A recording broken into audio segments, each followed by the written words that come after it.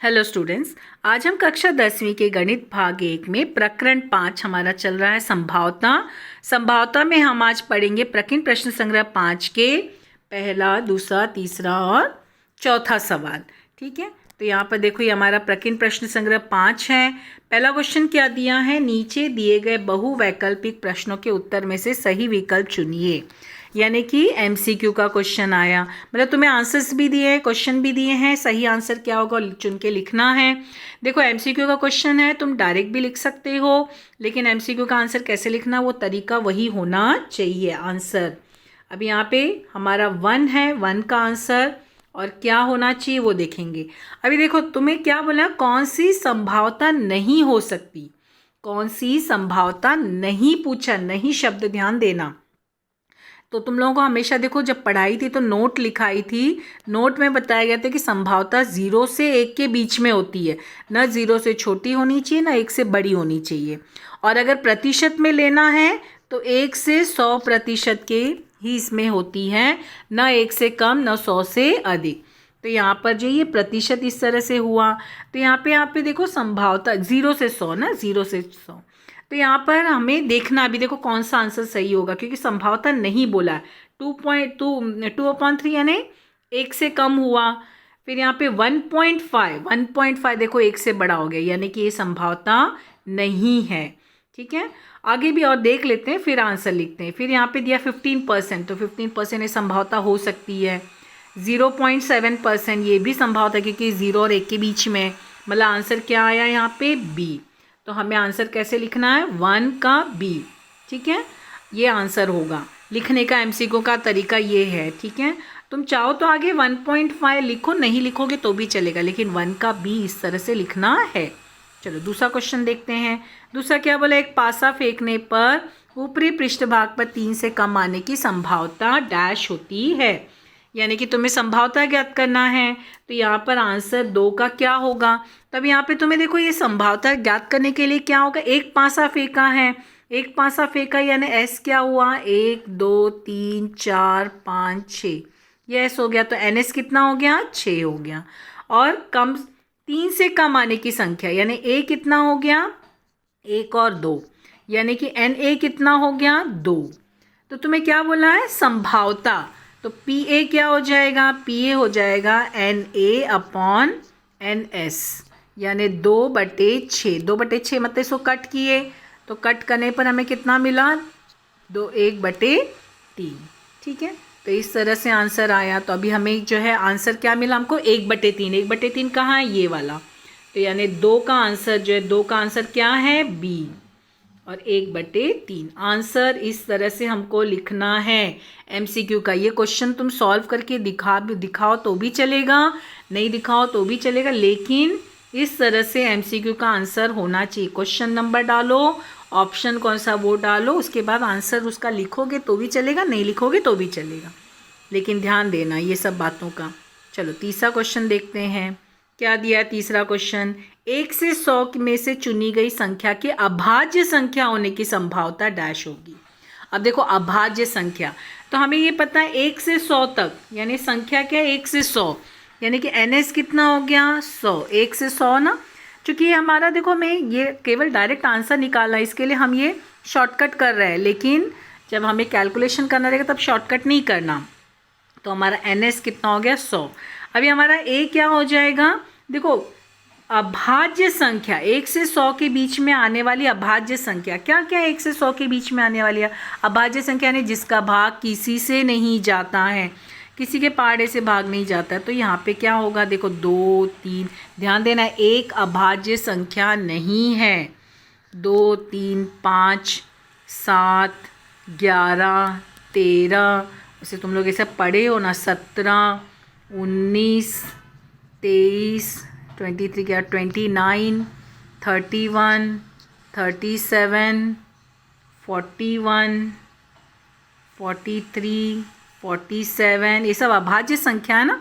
53 59, फिर क्या आएगा, 61 67 71 73 79 83 89 और 97।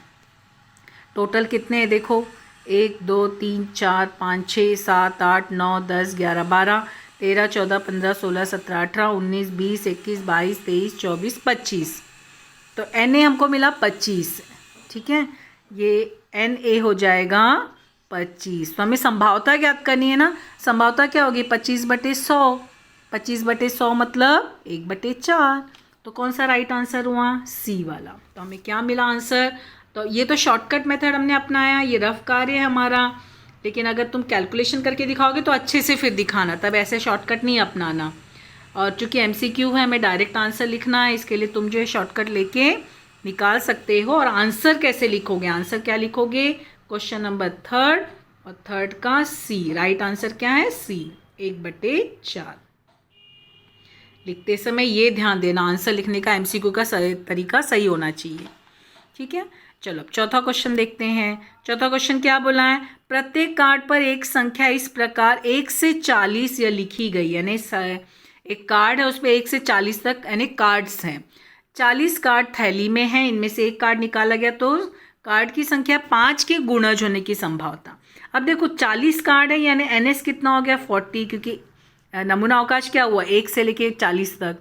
ठीक है, फिर क्या बोला है, संख्या 5 की गुणज है। 5 की गुणज यानी जो 5 के पहाड़े से, यानी 5 का गुणा, तो 5 हुआ 10, 5 का पहाड़ा पढ़ते जाओ, 15 20 25 30 35 40। अब देखो कार्ड ही 40 तक है तो हमें आगे नहीं जाना है। तो एन ए कितना हो गया, एन ए हो गया 1 2 3 4 5 6 7 8। एन ए हो गया 8। तो हमें संभावता ज्ञात करनी, तो संभावता क्या होगी 8/40, यानी इसको कट करोगे तो कितना आएगा 1/5। 1/5 कौन सा आंसर है हमारा 1/5, देखो ऑप्शन में ये रहा ए। तो राइट आंसर क्या होगा, ये तो रफ कार्य था, तुम चाहो तो इसमें भी कैलकुलेशन करके दिखा सकते हो तब, लेकिन जब यहाँ कैलकुलेशन करके दिखाना तो अच्छे से दिखाना। तो हमारा आंसर 4th क्वेश्चन है और 4th का कौन सा ऑप्शन है, ए। क्या है 1/5। ये आंसर लिखने का तरीका ध्यान रखना, एमसीक्यू का आंसर ऐसे ही लिखना है, स्टार्ट से तुमको बताया जा रहा है। बोर्ड एग्जाम में ऐसे नहीं लिखोगे तो मार्क्स नहीं मिलेंगे। पेपर पैटर्न बताया गया तो उसमें भी यही बताया गया है। फिर 5वां प्रश्न देखो, बास्केटबॉल के खिलाड़ी जॉन, वासिम, आकाश एक निश्चित जगह पर बास्केटबॉल डालने का अभ्यास कर रहे थे। ठीक है, अब ध्यान देना, खिलाड़ी कौन कौन है, जॉन, वसीम, आकाश बास्केट बॉल डालने का अभ्यास कर रहे थे। बास्केटबॉल डालने में जॉन की संभावना 4/5, वसीम की 0.83 और आकाश की 58%। किसकी संभावना अधिक है, देखो जॉन की संभावना जो है यहाँ पे हमारा जो है ये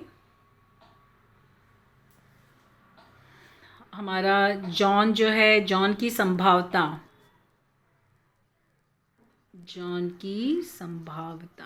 कितनी है 4/5। वसीम की संभावना कितनी है, वसीम की संभावना कितनी है 0.83। और आकाश की कितनी है, आकाश की संभावना 58%। अब देखो यहाँ पर एक बटे में है, एक परसेंट में है, एक पॉइंट में, तभी हमको कैसे पता चलेगा किसकी सबसे अधिक है। तो क्या करो, सबको पॉइंट में ले आओ।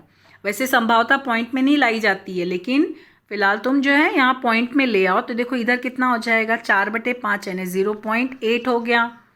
ठीक है, आगे कुछ नहीं, 0.80। 58% मतलब कितना हुआ 58/100 है ना।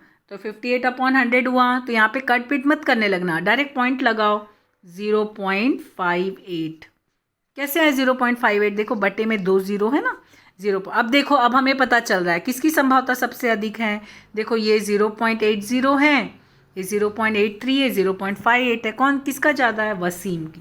तो यानी किसकी संभावना सबसे अधिक है, वसीम की संभावना सबसे अधिक है। ठीक है, तो अभी हमें आंसर, लेकिन हमें प्रश्न कथन का, तो प्रश्न आंसर भी कथन में लिखना है। तो हम लिखेंगे वसीम की संभावना सबसे अधिक है। और ये ध्यान देना, पहले सब पॉइंट्स में सबको ले आना और फिर बताना कि वसीम की संभावना सबसे अधिक है। तो इस तरह से हमारा ये दूसरा सवाल हल हुआ। ठीक है, फिर यहाँ पे हमारा तीसरा सवाल देखो। एक हॉकी टीम में 6 बचाव करने वाले 4 आक्रामक, मतलब 6 बचाव करने वाले 4 आक्रामक, एक गोल रक्षक ऐसे खिलाड़ी हैं। हॉकी की टीम है, तुम्हें पता है ना, हॉकी की टीम में जो है बचाव करने वाले जो खिलाड़ी होते 6 हैं इसमें, मतलब ये जो टीम है इसमें 4 आक्रामक है, गोल रक्षक है। यादृच्छिक पद्धति से इनमें से एक खिलाड़ी का कप्तान के रूप में चुनाव करना है। तो निम्नलिखित घटना की संभावना ज्ञात कीजिए। गोल रक्षक का कप्तान होना, बचाव करने वाले खिलाड़ी का कप्तान होना। लेकिन पहले हमें नमूना अवकाश लेना है। तो हमारा नमूना अवकाश देखो हमारा क्या है, आंसर कैसे लिखोगे। हॉकी की टीम में कितने खिलाड़ी हैं, मतलब 6 बचाव, 4 आक्रामक और 1 गोल रक्षक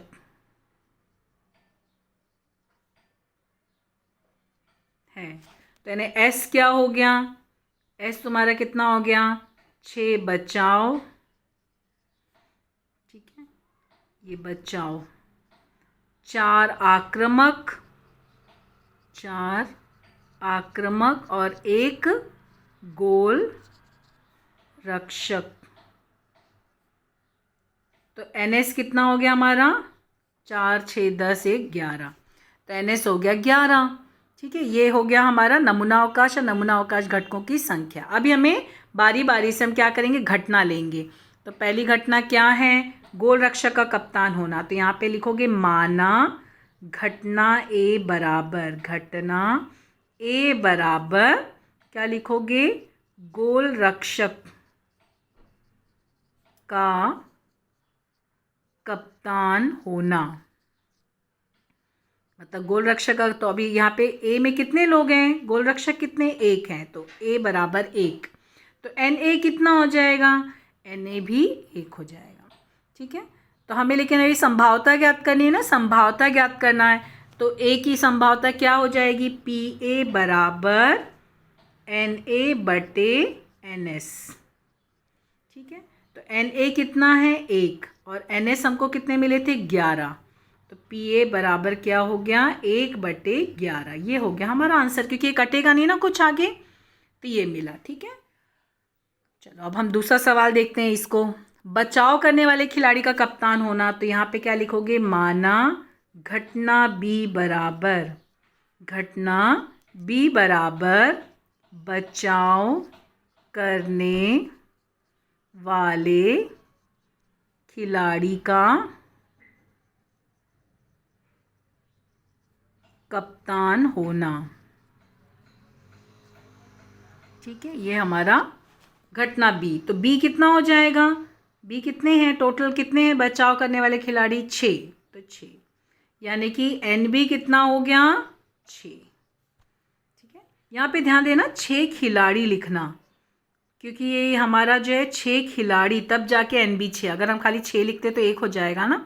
तो NB कितना हुआ, 6 हो गया। ठीक है, लेकिन हमें संभावना ज्ञात करनी है, तो PB ज्ञात करना है। PB बराबर NB बटे NS। ध्यान देना नमूना घटकों की संख्या बटे में होगी।